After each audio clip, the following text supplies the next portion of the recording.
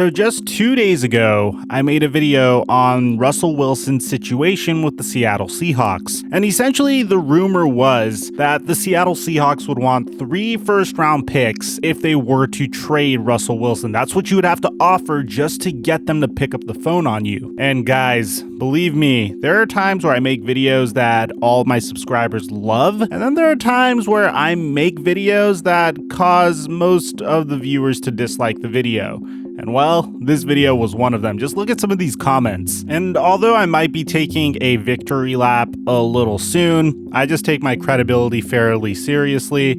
And this story seems to have developed so much so that there is a huge article on The Athletic in regards to all of the craziness that has gone on in the Seattle Seahawks organization over the past year. And this article really reminds me of the article that came out a few years ago when the Green Bay Packers fired Mike McCarthy, when they gave you an inside look at how things were run in the Green Bay Packers organization. It was one of those articles, essentially. So before we get to the content, just a reminder, I have 2 PlayStation 5 digital editions I'm giving away to a subscriber that turns on our notifications on this channel. Whether you're an old subscriber or a new subscriber, if you sub and hit that notification bell, you have entered for a chance to win a PlayStation 5. If you want additional entries, follow us on Twitter and Instagram because I'm going to get you guys some additional content in regards to the Russell Wilson situation on my Instagram story. I could usually get the news to my Instagram story and Twitter before I could get it into a full video, and I also feature your takes from both of those platforms on the video. Now that we got all of that out of the way, break!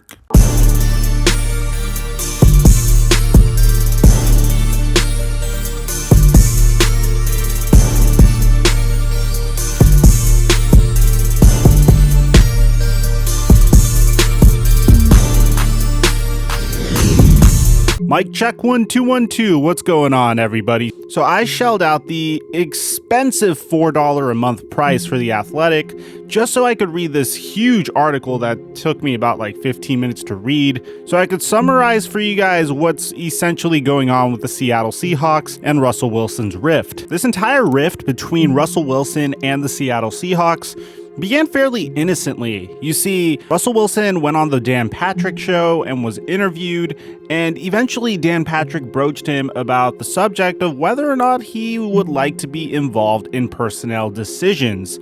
And he came out and flat out said that I do want to be involved in personnel decisions. At the end of the day, it's your legacy, your team's legacy. It helps to be involved more, and that dialogue should happen more often. This eventually turned into Russell Wilson being frustrated by the Seattle Seahawks' inability to protect him, and this comes from a tweet from Jason La Canfora almost 2 weeks ago. He also said that this situation warrants serious monitoring. Now, at the time, I'm going to be honest, when I heard this tweet and when I heard this news, I said, come on, guys. The Seattle Seahawks aren't going to trade Russell Wilson. He's already the most successful Seahawks quarterback in the franchise's entire history by making it to 2 Super Bowls, winning 1 Super Bowl. And although he hasn't won an MVP, he is frequently in the conversation to win MVP. At that time, a couple of teams called the Seattle Seahawks to inquire about Russell Wilson's availability, but the Seahawks immediately hung up the phone and said there's no chance that the Seahawks are dealing their star QB, despite Russell Wilson saying that his future in Seattle is uncertain. As a result of the report, Seahawks management came out and said, yo, Russell Wilson, we're not happy about the fact that you took your issues and grievances with the Seattle Seahawks to the public, which makes sense. No team ever wants you to publicize your issues with their team. That just leads to added drama and pressure on management. Dan Patrick came out and said that a source told me that the Seahawks management is not happy with Russell Wilson and his camp for taking this to the media. You wonder if they're going to be able to coexist, and the current situation is not sustainable. That's at least what I've been told. So then just 2 days ago, we got a report from Michael Silver that said you probably need 3 first-round picks to even get the Seattle Seahawks to pick up the phone on you guys in regards to a Russell Wilson trade. But bear bear in mind that by trading Russell Wilson, the Seattle Seahawks will take $39 million of dead money onto their cap, and although waiting to process a trade until after June 1st would allow them to push that $26 million to the 2022 season, Michael Silver also reported that the Seahawks got Russell Wilson's message and that there is an opportunity to alleviate his concerns before any trade would be on the table. And that's pretty much where we left things off 2 days ago. And when you woke up today, the number one trending piece of information in the entire world was Russell Wilson. Why? Because of this report from The Athletic. So if I was to give you the entire report on The Athletic, this video would be like 25 minutes long. So if you want to go more in depth on it, just go to my Instagram story. It's all going to be there. But I'm going to give you what I believe was the most important details of it and the reason why Russell Wilson and the Seattle Seahawks currently are not getting along. And bear in mind, guys, I'm a NFL fan as well. The first time I heard this, I said there's no way the Seahawks trade Russell Wilson. But then after reading this article, it seems very legitimate why Russell Wilson has an issue with the Seattle Seahawks, why they're not on the same page anymore, and it's all very consistent with the earlier reports and what Russell Wilson said in the interview with the Dan Patrick Show. The article starts out by saying that days before a very important home game against their division rival Arizona Cardinals, and bear in mind, the Seattle Seahawks play in the most competitive division in the entire NFL.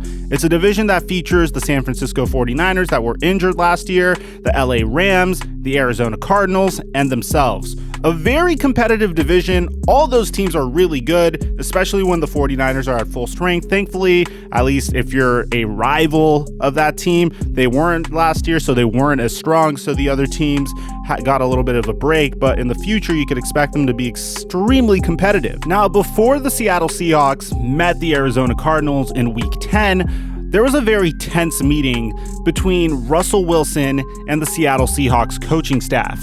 Bear in mind that the Seattle Seahawks moved away and parted ways with their offensive coordinator following this year. So once again, all extremely consistent. They parted ways with their offensive coordinator due to quote unquote philosophical differences. And they eventually fired Brian Schottenheimer for Shane Waldron for those philosophical differences. Now, continuing on in the article, the reason why it was so tense between the Seattle Seahawks and Russell Wilson is because Russell Wilson turned the ball over 7 times in his games against the Buffalo Bills and the LA Rams. And this was a big deal because during this time, the Seattle Seahawks, and if you watch the Seattle Seahawks this past year, especially during the earlier part of this past year, you'd notice that the Seahawks weren't playing their typical brand of football. The Seahawks had a very old school philosophy, and Pete Carroll had a very old school coaching style. All he wanted to do is run the ball, avoid turnovers, and whenever the defense was starting to overplay the run, that's when you explode with a deep pass. Very simple, very old school brand of football. So when Brian Schottenheimer essentially implemented the let Russell Wilson cook philosophy and the Seahawks started to see Russell Wilson turn the ball over a lot more, that's when things began to get a little bit more tense. Bear in mind, in the early part of 2020, Russell Wilson was putting up MVP numbers in the beginning of the year. Letting Russ cook was working. And at the time, Russell Wilson was extremely motivated. He even came out and said at one point that he is pursuing a MVP. And that MVP award is extremely important to him because he was trying to be mentioned along the names of Tom Brady, Drew Brees, Peyton Manning, Joe Montana, which I know for you guys, you might be thinking, okay, one MVP isn't going to change that, but you got to start somewhere. Russell Wilson's still in his early 30s. Well, Russell Wilson's potential MVP campaign came completely undone when the Seahawks lost 44-34 to the Buffalo Bills. Russell Wilson would turn over the ball 4 times. The defense would be horrific, and as a result, Pete Carroll would not only dedicate an entire day of practice to turnovers, but the Seahawks would essentially turn down the temperature on Russell Wilson's gas range, essentially not letting him cook as much as he would like to. And the very next week, the Seattle Seahawks would once again play horrible football. Russell Wilson would turn the ball over 3 more times in a loss to the Los Angeles Rams, and that's what resulted in the Seahawks having a meeting with Russell Wilson. In this meeting, Russell Wilson essentially said that, hey, I want to have influence in our offensive scheme. You're building this offense around me, so let me at least have some input about what I think works and what I think doesn't work. He gave the Seahawks some ideas about how to fix the offense, and the Seattle Seahawks immediately dismissed his ideas. And the result was Russell Wilson got the message that the Seattle Seahawks did not see him the same way that Russell Wilson saw himself, a player who had earned greater control over his situation, his future, and his legacy. Now, if you remember during the Super Bowl this year, Russell Wilson was presented with the Walter Payton Man of the Year award. And during this game, Russell Wilson was watching Patrick Mahomes essentially get decimated by the Tampa Bay Buccaneers pass rush. Now, of course, there could have been some schematic changes, but for someone that doesn't dive deep into the X's and O's, if you're a casual fan, or if you're just taking the game at face value, while you're watching the game, you're thinking, dang, Patrick Mahomes really could have used his real first team offensive line out there if they weren't injured. On top of that, Russell Wilson was texting his private quarterback coach, lamenting the fact that he wasn't playing in the Super Bowl. He would then talk to Pete Carroll about the fact that the Seattle Seahawks weren't doing much to address the offensive line, which was an issue that had bothered Russell Wilson for years. And if you look at his statistics over the past 3 years, Russell Wilson has been sacked nearly 50 times each and every year from 2018 to 2020. After the Super Bowl, Russell Wilson was so frustrated that he took his issues to the public, saying he is frustrated with the lack of pass protection, and Jason La Canfora then put out the famous tweet that this was a situation that was worth monitoring. Now, the next day, Wilson would go on the Dan Patrick Show and said that he wanted to be more involved within organization decisions, just basically bringing up that he wanted more pass protection. He brought up Tom Brady, who the player that is remarkable and renowned for putting himself in the best situation to succeed, and he brings up how he wasn't really even touched in the pocket during the Super Bowl because of a great offensive line. But what we haven't talked about is on that same day, he got onto a Zoom call with Seattle reporters. And all he said was he just felt like he was getting hit too much and he wanted more pass protection. The article then kind of transitions into how the Seattle Seahawks scouted Patrick Mahomes and Josh Allen throughout the years, the tense contract negotiations between Russell Wilson and the Seattle Seahawks throughout the years, and then eventually brings up the fact that Pete Carroll has always been very reluctant to give Russell Wilson full reign over the offense and would prefer to run the ball as much as possible. Now, the article concludes that Russell Wilson's frustration had led to his camp to broach trade destinations and suggest places that he should be traded with the Seattle Seahawks. Teams include the Miami Dolphins, New York Jets, New Orleans Saints, and the Las Vegas Raiders.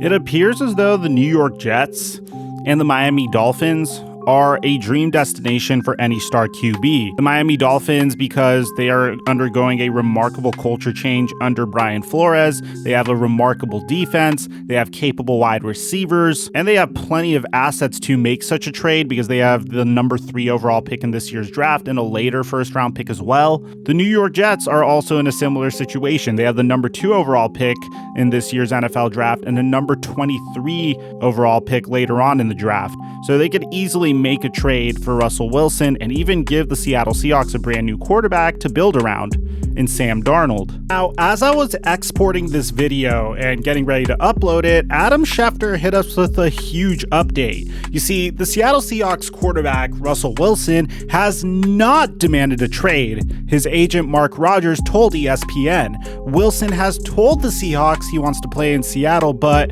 if a trade were considered, the only teams he would go to are the Cowboys, Saints, Raiders, and Bears. Now, look, I'm a Dallas Cowboys fan, and just by reading this, I'm literally thinking, Russell Wilson, what are you doing? Like, the Dallas Cowboys? You want to go to the Dallas Cowboys? Like, I love my team, but like seeing the dysfunction that goes on in that organization, with all due respect, I don't think you're getting much of an upgrade, but that's just my take. But like I say in all of my videos, there's what the media tells the public, and then there's what the people that are leaking the story to the public are trying to get out of the situation. And if you ask me, I don't think Russell Wilson's trying to get out of Seattle. I think Russell Wilson is trying to get more control and more respect in Seattle. And he's saying, if you don't give me the respect that I deserve, then trade me. It sounds like Russell Wilson just wants to be able to be in a more pass-heavy offense and wants better pass protection. And I don't think that's much to ask. So let me know in the comment section down below. Do you think Russell Wilson will get traded? Aside from that, I'm your boy Mike, and I'm dropping our mic until our next upload.